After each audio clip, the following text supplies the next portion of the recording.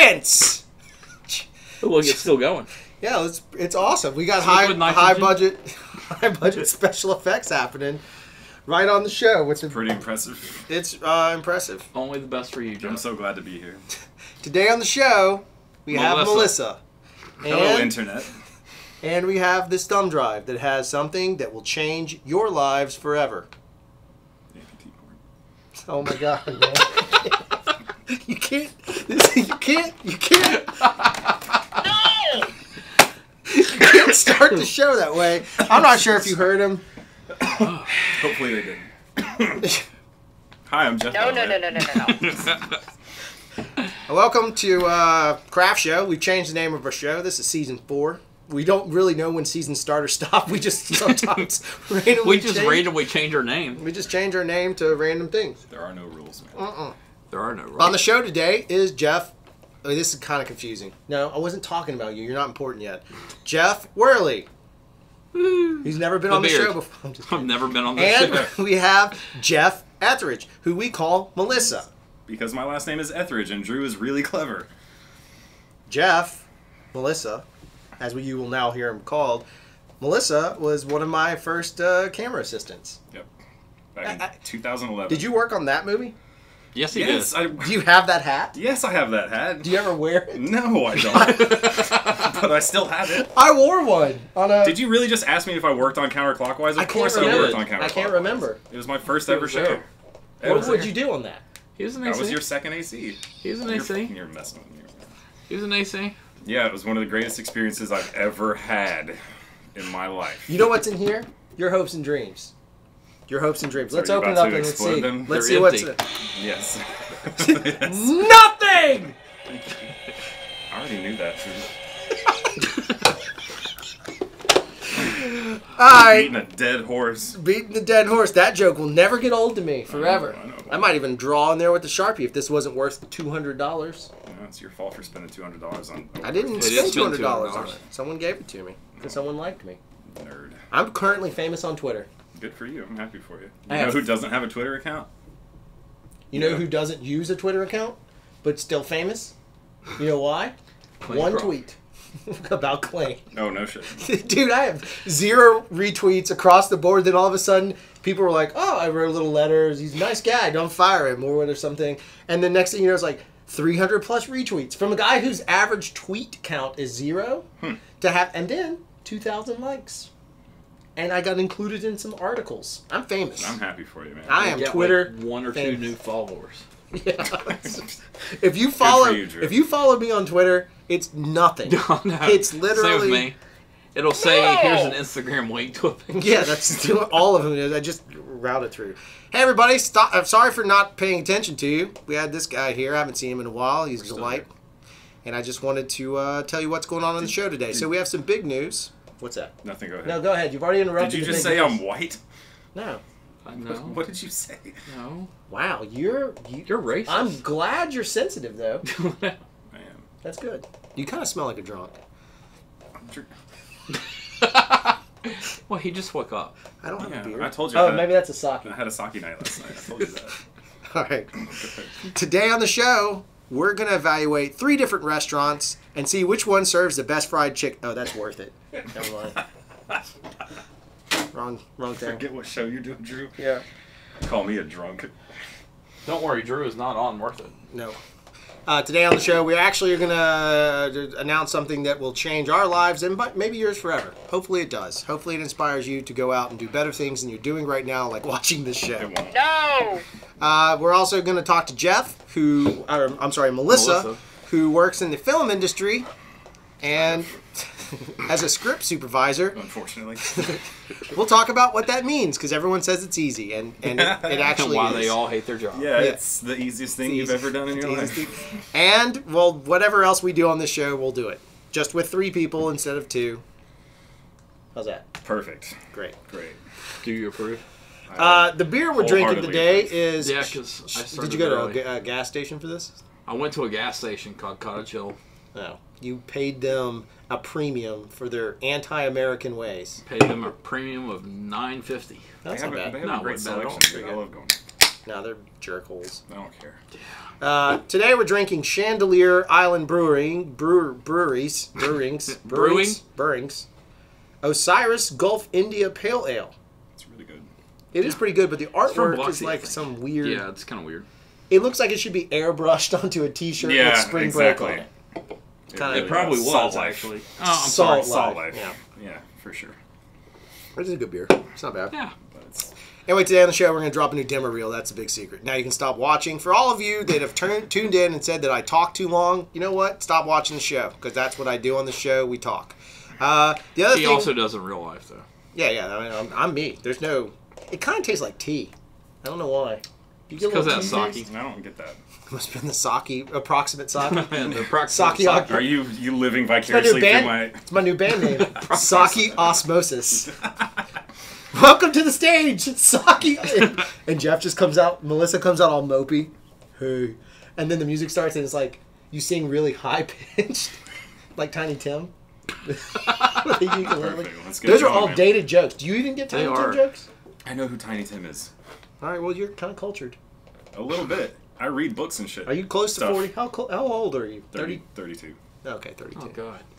You're still a millennial, though. I'm getting there. You're young. See, people consider me a millennial because of my age, but You're the way- really an old soul. The way I grew up, yeah, I grew up with older sisters who like exposed me to like a lot of goddamn. I'm an old soul. No! That's the I'm way not this even show doing is. anything. It's just you. It's the fact that you're here, and then nothing can be said at all, and it just gets awkward. It's like you have like a. You're like, remember that one mutant in X-Men whose power is to find That other one mutants? Yeah. Vaguely. You know, the bald guy. He's tall. He was in some English comedies. Sure. No, he has hair, but he's bald in the movie. He's a Wolverine. You loved that movie. Stephen No, I don't. Merchant. Yeah, Stephen Merchant. No, I don't remember that character. You're like the Stephen Merchant He's ex the guy mutant. that can't be out in the sun. Yeah, just like you. I still don't remember. Okay, doesn't matter. you ever Just, watch I actually Logan? tan really well. Thank you you very just much. deflated all jokes. I know. You Look. just destroy comedy. That's what I do. You're kind of like Stephen. You're the Stephen Wright of this show. I'll take that as a compliment, actually. And yes, I'm an old soul at heart. I'm 32, which is considered a millennial by most people's standards nowadays. Can we do something real quick? Can you pitch to the camera in case there might be a girl watching? But let's do it like one of those. girl. Let's do it like one of those VHS. There aren't any girls watching this. I know, but listen, For the last time, no. Vikings. Can you pitch to the camera like you're watching one of those old? You didn't grow up with these, but they used to have these dating VHS tapes. You know what I'm talking about? God, yeah. Can you go I know ahead and what do you're one of talking those? about. All right, ready? You have to do it. Just best attributes, right to the lens. Ready and action. My name is Jeff. I really enjoy a good book to good. read and a good glass of warm whiskey. And How old are you? I'm 32 years old. What are your life goals? To not suck at everything anymore. I'm a writer, so I'm an artist, and I feel like that's a really strong Has that ever? attribute. Have you ever picked up a girl with your script supervising skills? Negative, because I don't have any. So let's talk about that real quick. So, Okay. in all honesty, Melissa is a very accomplished human being. He's a very good writer. Stretching. He's talking trash. You are a about good writer. He's a very good writer, very talented screenwriter. He's written some stuff for me that I only had to rewrite twice, so it was pretty good. That's not bad, actually, No. when you all things considered. No, it's pretty good. No, he's a good writer. But Jeff ended up. Your goal was to direct. Well, my first goal was I wanted to direct until I realized, like, I wanted to write when I was a kid. Like, I started reading Stephen King books when I was, like, in 4th grade, and I always wanted to be a novelist. And then I got interested in movies. I was like, well, I really want to direct movies. And then I decided that I could merge those two things, and screenwriting became Right. my passion. Soon after I got into this industry, and you read a short script of mine, you're like, Jeff, you need to be writing more because this is not bad. I don't remember any of that. Yeah, well, that happened. What script was it? It was a short script that I wrote for a scramble about a dude in a house who gets haunted by a ghost, like a really simple haunted Did I house. really read it, or did I Yeah. just lie to you? No, You really- read it. You read it, and you said, Jeff, this is good. You need to be writing more. Oh, well, you should be writing. And more you then. can. I'm trying, man. Motivation is one of my You're worst. a real writer. That's what I'm saying. You're an accomplished writer. The biggest accomplishment all writers can have is not writing. Yeah. And drink a lot. And drink a lot. Which is, I'm so good at All right, that. so the other side of it is then you flipped, you needed a job. Obviously, camera department's not for you. And why is that, Drew? Tell everyone why that is. It's not on this camera, but we have. Do you have the actual lens that I dropped? No, that was a rental. That was a rental lens. Okay. Don't be gentle, it's a rental. Jeff, on our second movie together as my second AC, and you were not hurried. I've told this story with proper accuracy. You were lollygagging slightly. I was not. And he dropped an 85mm lens that was not like... a Carl Zeiss CP2. Yeah, that's it. Exactly. It was a $5,000 lens. It wasn't like that expensive. It's why we won't let him come on shows where we have anamorphic master primes or summicrons. To be fair, I haven't dropped a lens since, okay? Because you haven't held a lens since. I have too. I'm just kidding. I AC'd for you at least one more No, show. you do fine. So Jeff did that, and then we changed kind of business-wise. We needed a script supervisor, so we kind of threw him in that chair, and he did script supervising. A lot of people will turn around and say, why are you talking about script supervising on Craft Show? We want to talk about GH5s, because if you don't even understand what a script supervisor is and you call yourself a filmmaker, then you're not. No. And so I wanted to take a moment to talk about it, because a lot of people think it's very easy to spot continuity errors, but the reality of the situation is it's not easy, and it's a much harder job than is truly out there. Because anybody can do it otherwise, right? Sure. Is it just about spotting the flaws, Jeff? No, it's not at all. And you can tell the story about who yelled at you, Jeff? That's what I'd like to say. Who yelled at me? Which one? So many people have yelled at me. What about the most recent one? When I didn't get yelled at. Oh, but you had the line roll. Yes. Oh God. Well, I was gonna describe the job for all the people. Well, go ahead, describe the job, and we'll go back to that story. I just like to put it in your head We'll ahead go of back time. to that story. I forgot to tell you that in the pre-meeting. But yes, the first and most obvious job of a script supervisor is keeping track of continuity. Which, for those of you who don't know what continuity is, it's making sure everything matches from shot to shot. And when I say everything, I mean wardrobe, props, set deck. What hand was the beer can in as Drew spills it all over himself? No, I went straight to the floor. That's fine. That's the most obvious job. Basically, script supervisor acts as a safety net for all the other departments. So for wardrobe, prop, set deck, all that stuff, like they're all in charge of keeping track of their department and making sure everything is as it should be. And I act as a safety net for is like, oh, this was wrong. Say you're shooting a scene with the character wearing a button-down shirt, and the first 3 buttons were unbuttoned, and then 3 weeks later you shoot the next scene, and that shirt has to match perfectly. It's up to me to coordinate with wardrobe department, and you know about that because your wife does wardrobe. Right. It's the same thing with like a coffee cup that may appear and disappear on a table in the same That's scene. never happened to me before. I don't know what you're talking about. So that's the first and most obvious job that I do, but there's so much more to it than that. There's feeding actors dialogue when they need a line read to them in the middle of a shot. There's all sorts of production work that goes into it as far as keeping track of when the first shot of the day was, when lunch was, when we wrapped, how many pages we've shot, how many scenes we've shot. All of that stuff relates to budget, and it all ties back in for data that has to be passed over. It's really actually very important stuff. It's a very intense position as far as keeping track of numbers, as far as keeping track of page number, like how many pages we've shot, because producers look at that stuff and they're like, well, we had this much to shoot today and we only got through this much. Why did that happen? And it's kind of up to me to provide those answers in a way. Right. And it's a department of one. Yes, and it's a department of one, which it kind of baffles my brain that there can't at least be like a scripty assistant. Yeah, I know. And I get that one person can definitely do it. So many people are incredibly accomplished at this job, and I respect the hell out of those people because I've seen just how difficult it is. But the other side of it that people don't often talk about, like why I think script supervision was good for you to be in that spot, the reason I pushed you into that spot, aside from not having anyone stupid enough to take it, was you wanted to, at the time, you'd still wanted to direct. Yes. And there is nothing closer to getting you to directing than script supervision because you're removing the camera, because that's a DP's job, right? You're removing the casting element. You're only focused on the exact moment of production when a director and an actor are working together. You're privy to all the information. Oh, yeah. You're often privy with the writer. You're privy with the producers. You have more access to people in that spot than anything else. Next to like a PA that actually pays attention. One thing I was going to say is that one of the most rewarding things about that job is that you are literally in the very middle of everything. You're working side by side with the director. You're working side by side with the cast. You're working with every single department head of every department. You're also you said you're not worried about camera, but you're also working very closely with camera as far as making sure slates are right. and all that stuff. So it is like the 180-degree rule is part of your job. eye line is such an coverage is part of your coverage, making sure we get all the shots that we need. Yeah, I mean, there's a lot to it. Which I've worked with some directors that are so good about it. Like I've worked with a guy named Mike Flanagan several times who did like Gerald's Game and Before I Wake, and he did The Haunting of Hill House, which is coming out on Netflix sometime soon. Great guy to work with, but he's a guy who worked with a very, very tight shot list every day. Like he and his DP printed out the shot list. They knew exactly what they needed to get, which was beneficial, but at the same time, it wasn't, because when something goes wrong, it's like throwing a grain of sand. It's the same thing I've said about storyboards. It's like when we've talked about it, like if you have too many storyboards and you storyboard every single shot because you think that's how the big boys do it, and then you realize you're on an indie film, and that little bitty grain of sand derails the entire train, and then like it can. Some people can handle it. I love working with guys that are prepared, but I also enjoy working with guys who are just kind of wing it sometimes as far as coverage goes, because then it forces me to get more involved as far as like, well, I think, you know, it'd help if we get this shot, or we really need this insert. I worked a movie earlier this year where it was an inexperienced director, and I fought so hard to get certain coverage bits that I knew that he needed, and because of budgetary constraints and because of time constraints, we couldn't get the shots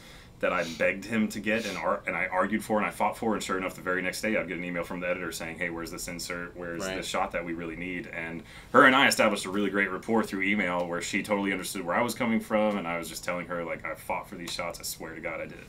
So let's talk about when you feed an actor a line that's not in the script, that actually is in the script. So what happened was we were shooting reshoots with this small-time actor. I don't know if you guys have ever heard of him. Gary Newman. He's a guy named Gary Newman, yes. Paul Newman, no. Gary Oldman, a gentleman who recently... Post-Oscar win for Darkest Hour, which you haven't seen it. Highly recommend it. His performance was totally Oscar-worthy. But we were doing rehearsals for this scene that we were reshooting, and as a script supervisor, it's kind of important that I get the most recent draft of the script. And I didn't have the most recent draft of the script, even though I was told I had the most recent draft of the script. It happens. But the most recent draft of the script was in the sides that everybody had. The sides are the little miniature versions of the script that you get on a daily basis for the scenes that you're shooting for the day. And they're rehearsing the scene on a boat, on a dock. I'm all the way back off the dock at the monitor, so this didn't just happen face to face with him. This happened in front of everybody. No. And he was doing a thick. I didn't know that part. That's what makes it so bad. He was doing a thick paragraph of dialogue, and he said, "What's that next line?" And so I called it out in front of everybody. I said, "Yada yada yada." Next line. And he's like, "No, I think there's something else before that." And I said, "Nope." Did you say nope? Like with a little bit of a tune? No, I think no. I didn't have an attitude. I don't know if I said nope or just no or something like that, but I told Oscar winner Gary Oldman essentially that he was wrong. And I didn't just tell him that. I called it out across the entire set. Producers are all standing right next to me listening. Director is standing next to me listening. Everybody is standing around listening to this. And sure enough, there was another guy on set with the sides who was like, "Oh no, yeah, you're right. There's another line in there," and I almost just threw my crap down and walked away. But he's a pleasant guy. Oh, he's such a pleasant guy, and he's super professional. And when he was walking off the boat after the rehearsals were done, I walked past him and I just said, "I'm sorry about that, man." And he just threw me a little pat on the back and said, "Don't worry about it." But so apparently, repeatedly, you said nope. What? There's people that know you in this show, and you have been caught. A person called S. Hall says that it was super funny. Of course it was funny for everybody my wife watching, who was on the show. Let's take a real quick moment. Is there any questions related, not GH5 related, or about HDR or Jeff's awesomeness, and not yours? I know you were talking about him. Is there any that are Jeff, Melissa Etheridge related? Yes, we have one. This is how you have to answer questions. Great. And this is super not actually at you. It's at Craft Show. What script software do you use again? What, to write? Yeah. Oh, for Final writing? Draft. Yeah, see, that's the standard. And you won't find much deviation. That's from Final Esmond. Draft. Yeah. Final Draft is great because it does so many formatting things for you. It's really convenient. Even for scripties, like when you hand a script in, I'm telling you, he's been in the room with producers. I've been in the room. I've been there when a producer got a script that they were excited about. They're waiting on the next draft, and the writer did not bother to put in the slug lines correctly or the scene order correctly. Formatting is so important. And formatting is because it represents money, and people don't think it's that serious. Like, if you're writing a script in Microsoft Word, I'm not going to read it. I'm just telling you, like, I get hundreds of scripts a day. Like, it's out of control, the numbers that are sent to me or my other company. I don't read any of them unless... I won't even look at them unless you have a really good log line. But second to that, I don't even pay attention if the format's bad. Then you know that. No, yeah. Yours has always been good, but, like, we've laughed about people's format. Yeah, of course. And that's the thing, like, if you don't think formatting is important, like he said, producers will not touch it if they start reading it totally and it's true. all off. Because actors won't look at it. Let's say you've got your own money. It's not professional. Yeah, right. That's it. Yeah. They just won't even pay attention. All right, so, but scripty is not your favorite thing anymore. No, I hate it. I don't want to do it ever again. And I say that every show I work, and everyone I've ever worked with, whoever's watching right now besides you your wife. literally say it every show. I say it every single show. I'm never You going to do it never said again. it on my shows. I'm pretty sure. Not to my Not face. to your face. The worst said one it I to saw everybody was else. Gerald's Game. Gerald's Game was tough, and It's a It's a but good how is movie. that tough? but It's but a but big see movie, but but see You're in a single room. He the almost whole died. freaking He looked movie. like he was about to die every day I saw him. I can only imagine that being a nightmare. Like, if you're in a single room, like, it seems like it would be easier, but it's actually the worst. Oh, it's so hard. Because now everything, if any little thing moves, you've been in the room long enough that, And they and the way they built that set, it was really cool. They built this set in the Mobile Civic Center. Yeah. And every wall was a Wild wall. A wild wall, yeah. Including the ceiling. They would take ceiling panels out to do overhead shots, so everything was always moving around. So whenever any wall was put back, it was imperative. Were they put back wrong sometimes? Sometimes. The biggest, one of the most fun issues I had on that movie. And I dealt with this with a buddy of mine, Jason Saucier, who was set deck on that, and bedsheet continuity was a thing. Ooh, I can't even imagine. I didn't even think about that. Because she's on this bed for the vast majority of this movie, and she's kicking and she's thrashing and all this other shit, and like making sure that the wrinkles at least kind of matched up. I couldn't. It was a nightmare. But I will say that film, I mean, is one of the most. Is one of the best things I've worked on. I think it's a really proud moment for me because I'm a massive Stephen King fan, and when I got the call from Scott Lumpkin to work on that, I basically pooped a brick in my pants. Yeah. So it was a really, really great. I turned it off. It was a great experience. I couldn't get past one scene. Yeah, it's not your kind of movie. No, I It's couldn't not- get past it's not the a Drew Hall movie. the dad-daughter sequence. Oh no, that's rough. Nope, that was the end for me. That was and rough. it was worst made and we don't want to say it, but I knew who the people were involved, and I was like, I can't even. As a Can you imagine being there on set Nope, for that? nope, no, I can't. It was rough. All right, so that's kind of like the script supervisor thing in a nutshell. Yeah. I just wanted somebody to actually say it that does it. If you have questions, obviously throw them out our way. If you have any other questions, we'll answer those right No! now. Can I say one more thing? Yeah, one more thing. Do it. Jeff, hold on. Let's predicate it. Ladies and gentlemen, Jeff Etheridge with Melissa Etheridge with the last word. The other thing about And that was Melissa Etheridge. No, the other thing is, like, I never took classes to learn this job. I never even shadowed anybody else. I essentially jumped into it with both feet, not knowing what the hell I was doing on that first show. I looked at YouTube videos. I bought the one book that's ever been written about it, and I've essentially been teaching myself how to do it this entire time. So that's why I'm still trying to figure it out. But I don't want to figure it out anymore because I don't want to do it. I will say, out of all the other movies I've done that you haven't been on, you are still the best script supervisor. I I've don't ever believe worked that with. for a second. You're definitely one of You the are. best I've ever been on set with. The reason I thought it was kind of interesting to have Jeff tell his story is because so many people fantasize about they fantasize, and that's the key word about the film business. But it's a lot harder not than glamorous. it isn't, and it's a lot harder than people realize. And when you get into certain spots, you're in a high stress environment. The reason why a lot of people want to go to camera department and stay in camera department is because their stress is isolated to a very singular medium. Oh, yeah. Sound department, Very much. isolated to a singular medium. Yep. Wardrobe, singular Wardrobe, medium. props, set You deck. get outside of that and you become a department head. If you're a DP, you're fighting with everything. If Yep. you're a department head in any of those, wardrobe, costume supervisor, Sarah will tell you. I should have her on the show sometime, but she can't drink beer because her kids are at home. So I don't know how that would work. That might be fun. She could FaceTime into the show. She'll be drinking wine, like There you just go. totally sloshed. But like, there's a lot more to it. It's a lot harder. And I talked about this before. If you watched, we had a Facebook live stream. He kind of knows the story because he's been there since day one. He's been there since day one. So these two have been with me since day one on my journey as a filmmaker. In this recent. I've been from the very. Yeah, Jeff's been Well, there. you guys have known each other Unfortunately. since the Yeah. dinosaurs were around. Yeah. That's true. 'Cause Jeff I'm is 80. 60. Yeah. Dang! I was giving you 60, bro. I was being nice. Since 60 you're on there. pushing 80. Yeah. but it's part of why, for me, Craft Show, not just a YouTube channel, by the way, we are a business, but part of the reason why Craft Show became an important thing and we shifted our focus, because I did not want to just work in a kind of a hostile environment where I was not benefiting the lives of others. Now, you can say that entertainment is beneficial, and it is, but for me, after a while, it lost its luster, and it wasn't. I was starting to feel jaded, and as soon as I feel jaded about anything, I exfil. That's just who I am. Except for marriage, apparently, I'm stuck in that. But aside from that point, she's watching. So you are stuck in that. You have children.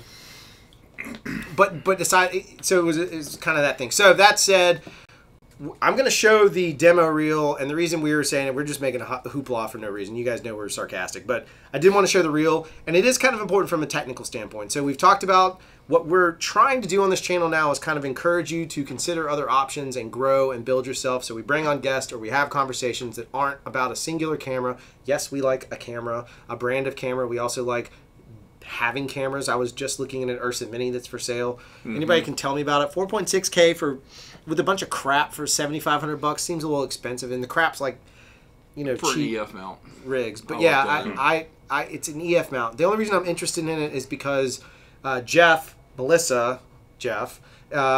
hopefully coming into the Craft Show family more permanently if we can get these things rolling. And I think we're going to need another camera. And at GH5, we already have 2 of those, so I wanted to look at something different, and I don't want to send out a red all the time. Anyway, long story short, watch this reel, and you can kind of see a variety of content and see if you can figure out what is red, what's GH5. Maybe you don't care. Maybe you just want to see some pretty images. My point is, just do your best in everything you do. Here's that reel. Let me cue it, and...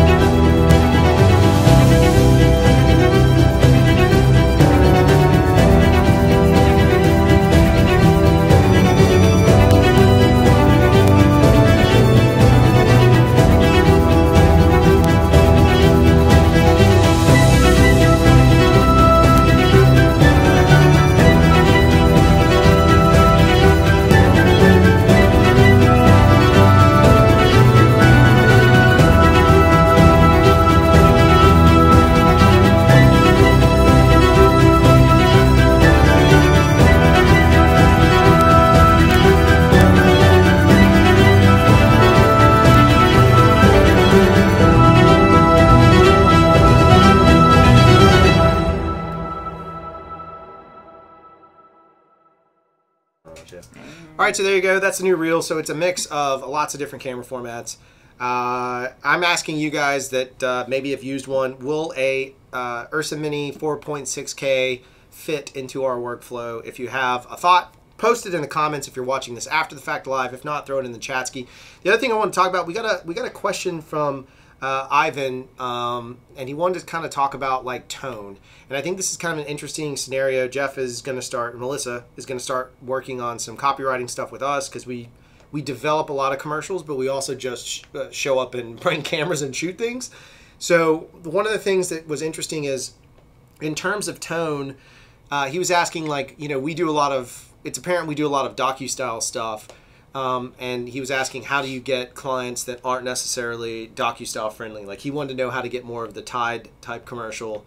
And that's part of the reason why the reel was relevant, but you know, more narrative based commercial as opposed to docu-style. And the thing about it is it's actually harder to get clients to let you do narrative work without an investment of time that you may or may not be able to recoup monetary basis on. Meaning like, I have a project I'm going to talk to Jeff or Melissa with right after we're done with this to see if he can help me fix it. But there's not a tremendous amount of money for us to make. It's a smaller project. There's not a lot of money for us to make off of the narrative concept aside from putting out something different that's not docu-style.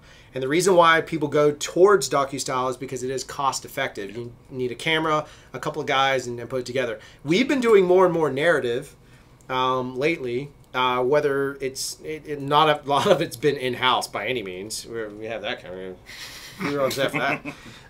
It's not our creative, so it's somebody else's. But our job is to deliver on that creative. So, Ivan, one of the things that I would say is do some spec pieces to kind of if you can't convince a client to do it, lower your rate. Is step one. Find a writing partner that maybe is either got experience in screenwriting or copywriting, or somebody that's like him, that's an experienced screenwriter that wants to go into copy, because it is two different things. You have to write a much shorter. I find it to be way harder to write a 30-second script than a feature film, because I have 30 seconds to sell you on a concept. You have so much information to pack into such a small amount of time. It's crazy, right? It's all about details. So, Mr. Pickles, Mr. Jim Needle's calling. Jim Needle, if you watch this, you're calling. I'm not going to answer it. But the other side of that would be to turn around and do either lower budget projects, meaning you lower your rate down in order to get those narrative pieces off, to build up your reel, to get you in the door, or do some spec pieces, which is spec is a terrible word for free. Yeah, but I was going to say doing things on spec is so important as far as just getting your work out there and showing people what you're capable of. Like and networking. It sucks doing things for free, but any kind of creative person that's trying to do anything, whether you're a visual artist, whether you're a writer, it doesn't matter. You're always doing things for free, right? To start out, at least, because you have to get your work out there somehow. So doing things on spec. I've written about 7 feature-length spec scripts that have gotten nothing for me, but I've spent so much time on them, and it's important because it's not only does it get your work out there, but yes, you're honing your craft and you're getting better at it the more you do it. So just do it. Same way with shooters. If you're a shooter and you're going out there filming, same thing. Yep. Like it's the exact same thing. So if your focus is a director, DP, and it's not just having like a really great reel. You also need to put your reel together that works. And I will tell you, that one is still a work in progress because I sent it off to a bunch of creative director friends to get notes back. We made changes to that reel now that just haven't been colored, but they're changed. And part of it was, for us, they kept coming back wanting to see bigger scope. And so I refused to ever put any of our film stuff in our demo reel for Craft Show. But finally, we got to a point where we're like, okay, we're going to put some in there, and immediately the notes we got back right away. I mean, it wasn't Craft Show stuff, but it was still the work that you guys did. Right. So it's Drew and Jeff. I think it's appropriate that you can. We went back and forth on it, and that was our ultimate decision. Yeah, it's still stuff that you guys shot. Yeah. So you have to consider that space of putting things together when you're branding, especially if you're wanting to make a, pardon the expression, tone change and make the shift from docu-style to narrative. Narrative is much harder to get into. It really is. It's a harder. You're really competing with a lot of really talented folks. Yep. Ivan, I can't remember where you are, but hopefully that helps. And anybody else that it's if you're in the same boat, that's it. Somebody asked about financing. Yeah. Earlier for behind the scenes. No, I think it was for gear. Financing. I'm telling you, again, Ivan, but to anybody listening, I would not buy any gear unless you have a job that can pay for it outright. For example, we wanted a Dana dolly. we had budgeted in That was like Christmas. Yeah. Whenever that budget. we went over really our budget was. and we were like, oh my god, I forgot I'd put in a bunch of camera rental stuff. They don't really care about the lens quality that we're after in this case. Why don't we get a Dana dolly? So instead of renting one, we use the money we would use to try a different camera, like a Red Weapon or something else. Instead of renting that camera, we used what we already had, and then we bought a Dana dolly, and now we own a Dana dolly that we didn't pay for. Like, it's paid for by the client. So there's little tricks like that. Same way with gear. If you can slowly build it up that way, I would rent as much as I possibly can until you're in a position where it no longer works. If you need to own something, buy something like a DSLR or something you can afford. I would not spend more than you can pay cash for. Putting things on credit and finance is not going to benefit you. I promise. It just won't benefit. The guy that was calling, Jim Needle, that I was laughing about, Jim has a Red too, and he's in the exact same boat. He's luckily paid his off, but it took him like 2 or 3 years longer, I think, than he wanted to initially, because he had a spike of rentals and work, and then it kind of dipped down, because if someone does care about the camera, then they're going to want the newest, latest, greatest, so you're better off getting them to pay for the rental above and beyond that. There we go. Yep. Anything else going on? People in the Confinity brand. No. Well, I don't know about Confinity. I can't trust it because it's not. My problem with it is I could use it on a small shoot. I'd use Confinity on a $10,000 or less short film or commercial, but I would not use it on something where we were trying to represent a bigger brand. I just wouldn't do it. You're asking, it's a brand new technology. Yeah, it's brand new. Yeah, I've never heard of it. Yeah. It's from China. I couldn't Market risk quality. it. Yeah. I just couldn't risk risking a project, something of that nature. Oh, sure. Yeah. Yeah, you don't want to screw up. You know, a good thing that you have the client already. No. Yeah, I'm mumble. I know. I'm a mumbler. You're like me. I'm a mumbler. I know, we need to like put a separate boom for the Right mumble, over here? The mumble boom right over Mumble here. boom. It's like so omnidirectional, it doesn't catch my... Mumble The boom. fun part that- is, yeah, if that's we another ever band get name. the famous Jeff in here, it'll be 3 mumblers. Waters? The He famous. mumbles. No. He's a big Jeff. He's going from Star Wars DP to Star Wars DP. Oh, he That's is? a good point. Well, 'cause Oh, that's true. that one. Because he worked with He Jamie worked with on. one. Yeah. Yeah. No, he did... He got the prequels. Yeah. Yeah, but, He did- but then who, he's got but who else Last did? Jedi. He did He's Steve worked with Yedlin. Yeah. He worked with Steve Yedlin. Oh, He's no worked with kidding. Yedlin. Yeah, I he didn't was know that. Yedlin Wow. second. And then he bounced from Steve Yedlin, and now he worked with Tattersall. Yeah. Yeah. Well, David Tattersall? yeah. David Good, Tattersall. good for him. Yeah. He deserves it. That's what I'm saying. Both he and his brother are fantastic ACs. They Shout are. out to the Waters brothers. Yeah. Well, we talk about him so much on the show. Dude. We never They mention don't watch you. it. You kiss But- their ass all the time. No. No. But you know what? Hopefully, Maddie B's not here today. They Oh, you never represent- mentioned me. You don't say. No, we never I never mentioned would you. have thought. I think we've talked about Melissa, but it's We've always talked about with Melissa. someone dropping a lens. Yeah, I don't really care. Yeah, we have talked about that. I don't What really happened the care. other? Oh, we were on a shoot. The other shoot we did for that amusement park or that water park. Waterville. Didn't I drop a lens almost? Did you? Didn't I do something bad in there? And we were making like all that. Yeah, did. you almost Yeah. did something. Yeah, I did stupid. something That's what it was. I also almost busted my ass while I was carrying an entire camera. You remember that? Yeah. I was walking across that pine straw and Yeah. whoop. Yeah. I didn't though. You made it. Yep. You survived. And both of you jerks got to get into the water on that super hot, incredibly blistering day, and I was the only jackass who couldn't get into the water. straight AC in it. Yep. First time I've AC'd anything in a while. Actually. You did fine. You were a sound grip. I was. I ran sound. I Literally, AC'd. you were literally a was sound grip. Yeah. A sound grip AC. We made it a new sound grip. Yeah, you're a Whatever sound works. grip-ack. It's cool. Come at me, bro. Bring your We unions. should make it a real thing. No. Yeah. I'll get my own union. Can I press your button? No, that is can't. sacred. Is that really? That's the exclusive Baby to Seal Troll Force button. We have stickers. I You just need a like sticker? big buttons that I can press. That you cannot lie. Do you like big buttons and you cannot lie? Is it something that you can't deny? can't Earlier deny. you said gross. You I literally. told you that was sarcasm. Oh, so this is a true story. Whatever. Show's over, more or less. Just do whatever you want. But Well, that's Ivan asked about a Deadpool 2 review. oh, you want That's Deadpool? where- Has that's everybody where seen the it? No, I haven't seen it conversation's yet. gone. Oh, Oh, when Deadpool dies, it is just so freaking sad. Sure. it is. Sure.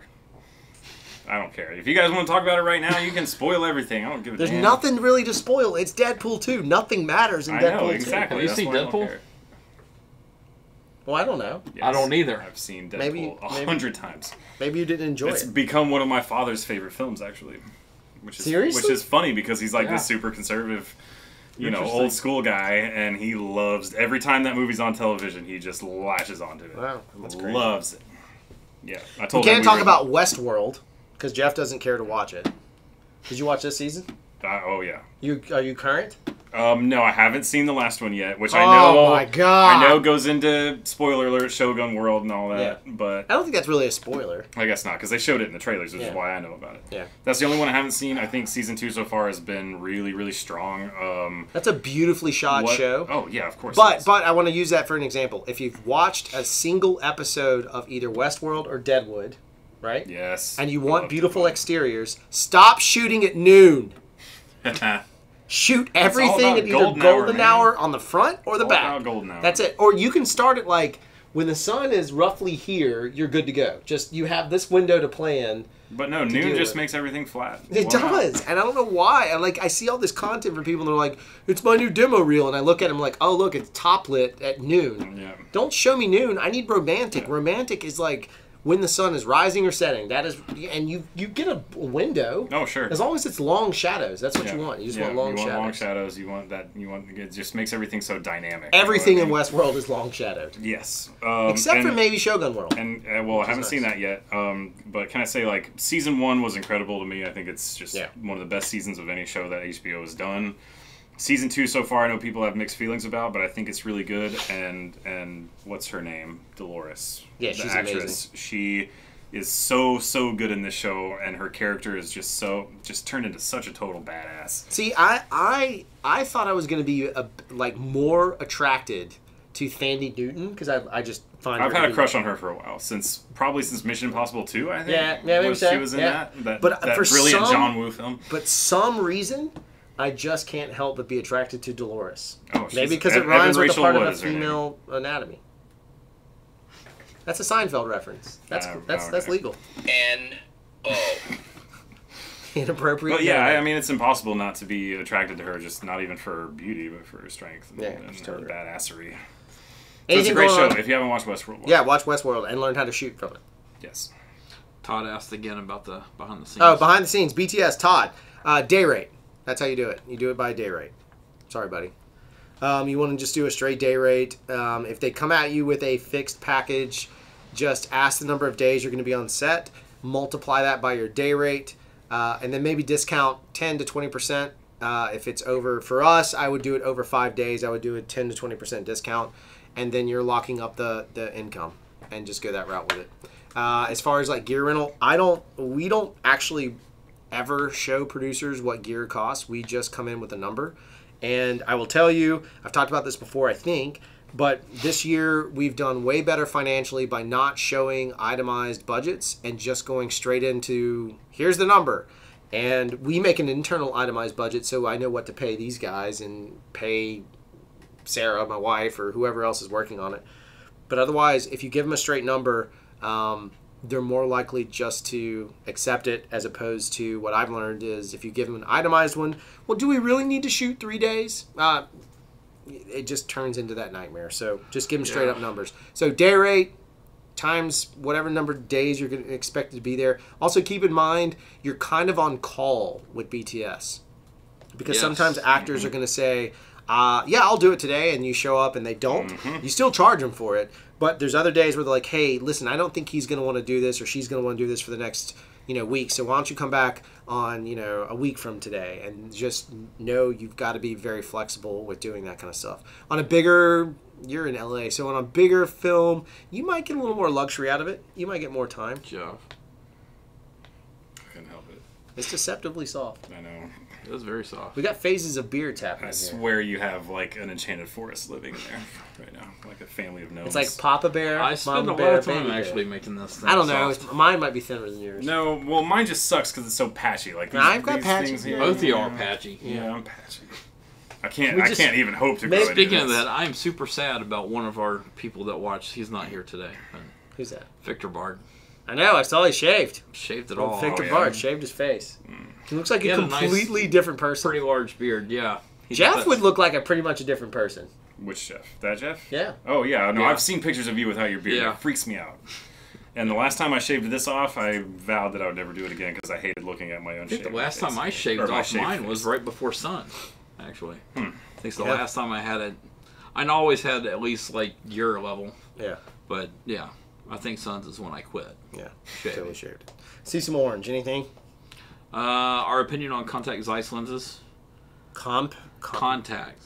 I don't know. The old, to me, I've I used don't- the old ones before. Don't drop them.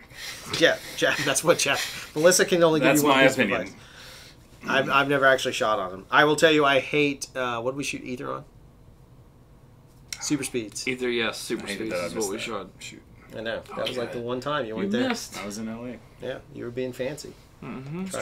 Trying to be fancy in Los I will Angeles. not trade my LA experience for anything. It was a great experience. It's not a town that I would want to live in. It's a great place to visit. Too many damn people. Too many people looking out for themselves and trying to use each other to get ahead. Oh, dude, that's which like- is the entire game. I get that. But it's that's- also the world, right? But I now. realize that that's a game I don't want to play. Yeah. Well, Which, I- yes, I want to be a screenwriter, so I have to play that game in some way or another. Which, essentially, as a screenwriter, you're the person in the game who's getting just Yeah, you're the worst. all the time. You get 1% of back end when everybody else gets 7 to 10. Yeah. Yeah, most of them are thanks Oh. Well, thank you. for our ranting, answering other people's questions. Yeah, that's what we do. Right there. I would rather give you guys advice. Like, look, you can watch any YouTube channel you want. You can watch videos and learn how to use a camera and do all that stuff. That's great. I think it's valuable. But if no one's telling you the truth of what's really going on, like, the reality of life is way more important to learn from than the bullshit you find on Facebook and Instagram and Twitter, because that's not real. That's I mean, I guess there might be somebody out there that's actually dumb enough to post reality on that stuff, but the majority of people post fake news. Not to sound like some certain oompa, but most people are not posting the truth. They're posting what they want you to read, Oh, yeah. or they're so depressed they want you to read it, so you reach out to them, and that's what they're.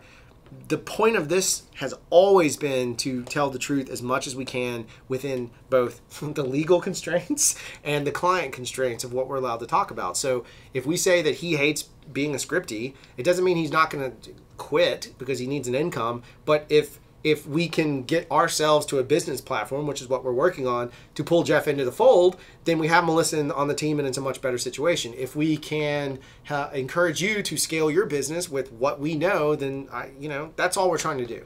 You can watch everybody else for your entertainment, but if you watch this, consider it 1 hour of education from assholes that are either winning or failing. Some weeks we're winning, some weeks we're failing. We're having a decent first half of the year. It could all go to shittle in like 3 seconds. So, But it's all genuine. well, there's no bullshit behind Yeah. it. We say it like it is. Yeah. That's an I don't know important how thing else. to remember. I'm giving everyone every tip that all these people charge them for on Facebook. I'm giving it away for free. I should probably just charge people. I mean, you could. I can make a little program, have like stickers and a patch. Technically, people tried to get us to go to Patreon. I know. for a I while. felt know. guilty because I couldn't. I know. Really? You don't even want to do Patreon? I can't be consistent. Like then all of a sudden I feel guilty because if they're paying for it, I owe them something. Sure. And if I'm not making enough, like if a client comes along and says, let's say our Patreon's $1,000 a month, which isn't terrible, but it's not. If our Patreon's $1,000 a month, and I turn around and I look at him like, oh well, the day I'm supposed to do a video, like a live chat or whatever it might, some special perk for people that are spending money, and then all of a sudden a client calls and like, hey, we need to come shoot this commercial. It's $20,000, hell, a $5,000 budget, hell, technically a $2,000 budget, Exactly. an $1,100 budget. I'm gonna take the thing that pays me more Yeah. Naturally. because I have a family and we have to grow a business. Yeah. Not to say that doesn't dismiss those peeps, but like I don't want to lie and set them up for failure. It's all about priorities. Now, if you guys want to contribute and we can get up to $120,000 a month, now Yeah. we're talking. We're in. You can have a job. That'd be great. Get me a job, internet. We'll do it for like $100 a day. Seriously, if we I had can enough maybe money, make that work. If I sell all of wait my a second. other Let's shit. talk about $100 a day. A lot of people dismiss that. $100 a day is $500 a week. No, no. It's $24,000 a year. I could live off of it. depending on how much you're working per day, that's not so bad. No, I could make a scant living off of it. If you were working 3 hours a day at $100 a day, would you be upset? 3 hours a day? Yeah. No. Would you be upset at 5? No. Would you be upset at 8? I would start getting a little uncomfortable. Uncomfortable at 8. At $100 a day for 8 hours. 8 hours is still not It's bad. $10 an hour. That's It's over still $10 not an bad. hour. Yeah, that's still not make you bad. uncomfortable. And I still think you're not gonna. I know it doesn't work. You don't mind me I'll touching cuddle you. with you all day, Jeff Worthing. But no, 100. I mean, I could. Would maybe, you do $100 for 9 hours? Maybe. Okay, ladies and gentlemen, that's how you negotiate an employee's salary. Just disclaimer, this guy is a really, really desperate guy right now, so he's not thinking straight. But seriously, like I just gave you the tactic. That's how you do it. That's exactly how you Beat him down. That's how you drive people in. You just beat get 'em down. You keep walking the line till you know where they land, and then you're just like, oh, okay. So you would work for 12 hours For $75. for $75. That's all it takes. I'm never coming back in this place again. I swear He'll to be God. back tomorrow I'll morning go, doing I'll go something. back to work at Ruby Tuesday, for God's sake. Speaking of, because I know this person doesn't watch, so I'm not going to say names. Pro tip: let me tell you something. If you negotiate a rate with a producer, don't go back on that rate. If they go overboard if they go over time or whatever it is, and you hit OT, that's fine. You should have that in your conversation before you pull the trigger. But I am telling you with utmost certainty, if you turn around and send me a bill that is higher than we agreed upon, I will never hire you again. You get one chance at it. Because at that point, it tells me you don't respect or you've not paid attention to what I'm doing. That happened to me recently. I'm still pretty pissed off about it because it hurt my feelings and it hurt a relationship that I valued. That time is done.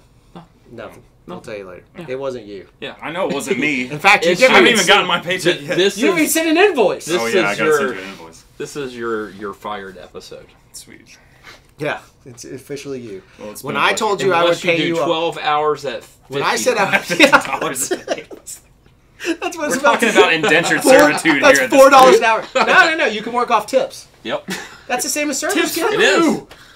I don't care. That's server rate. Who's tipping me, Drew? This Are is you tipping me? This is technically a service business.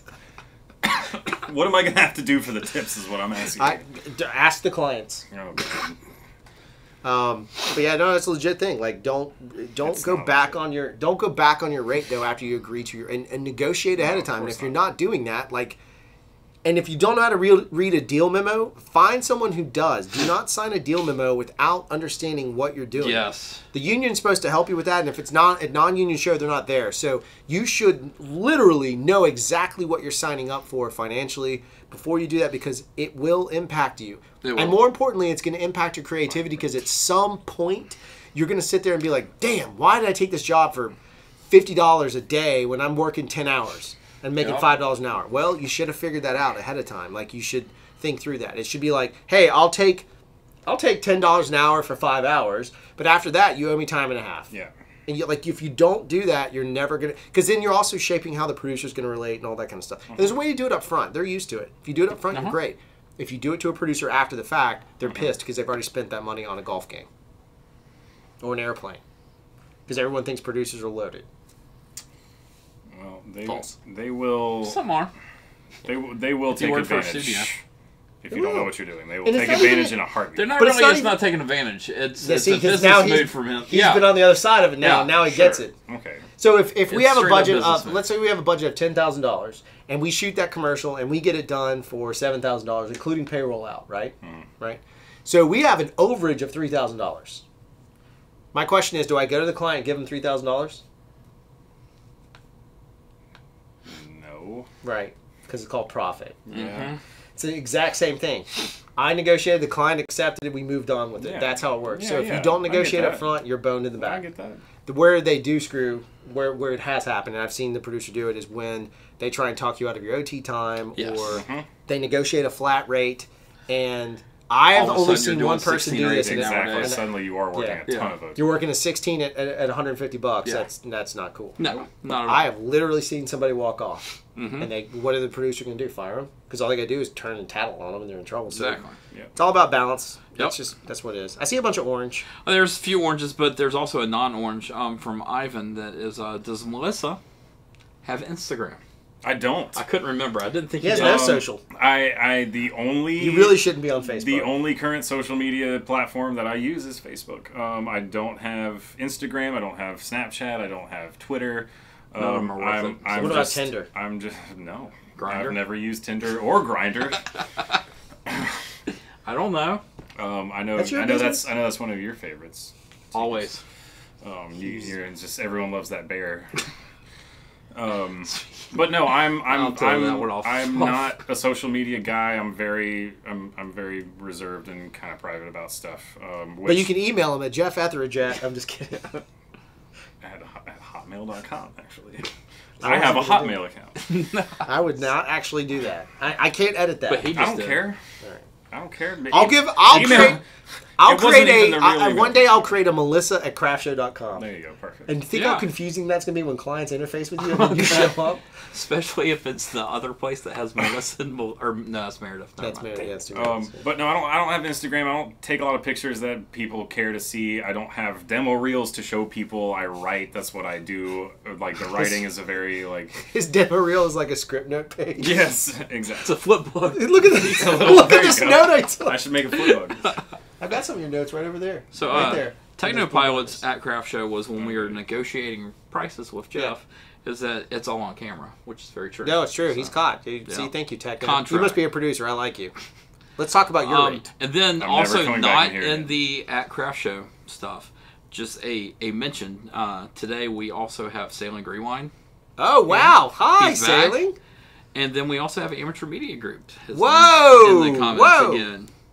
AMG just dropping the bombs. Yeah. I'm sure Sailing's dropping the bombs. Sailing dropped one. Oh, good. Yeah. I hope you're Just that well, he's Sailing. back. I haven't talked to you in a while. I know, it's been a while. Call We should- yeah, we We should. should chat again. We should. I had a great conversation with you. MPEG said we're taking over the world. That's sweet.